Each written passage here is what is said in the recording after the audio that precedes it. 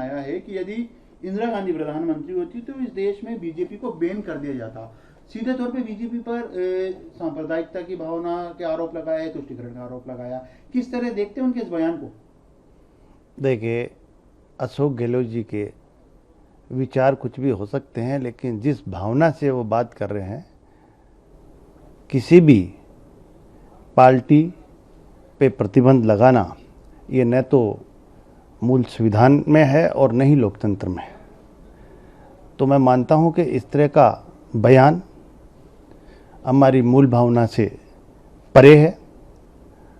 और अगर इंदिरा गांधी जी ने थी, उस समय उन्होंने आपातकाल लगाया था, जिसमें उस समय देश किस तरह से लोग उस आग से झुलसे थे, कितने परेशान हुए थे।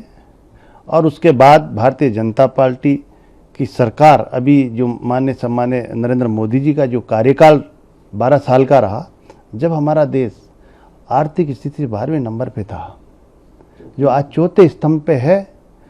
और इतना ही नहीं, ऐसे ऐसे निर्णय लेकर ऐसे ऐसे काम किए हैं जो आज हिंदुस्तान की जनता का सिर ऊंचा है और पूरे विश्व में भारत का नाम ऊंचा है।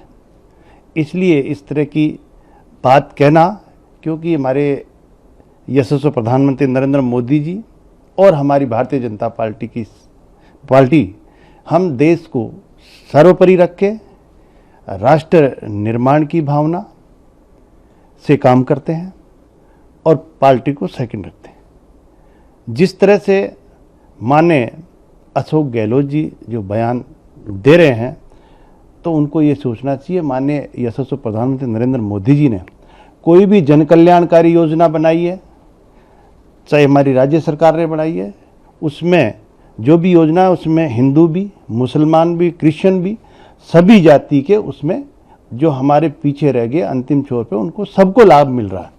इसलिए ये कहना गलत है कि भारतीय जनता पार्टी सबके लिए एक योजना बनाकर उस व्यक्ति को आगे लाना चाहती है जो अंतिम पंक्ति में रह गया, और इस देश को आगे बढ़ाने का काम कर रही है। राष्ट्र को प्रथम मान के एक राष्ट्र निर्माण की नीति तैयार करके राष्ट्र निर्माण करने का काम कर रही है। तो इस तरह के ये वोटों की तुष्टीकरण की राजनीति जिस तरह से अशोक गहलोत जी करते हैं, तो ऐसे बयान मैं मानता हूं कि ये हमारे लोकतंत्र के खिलाफ है।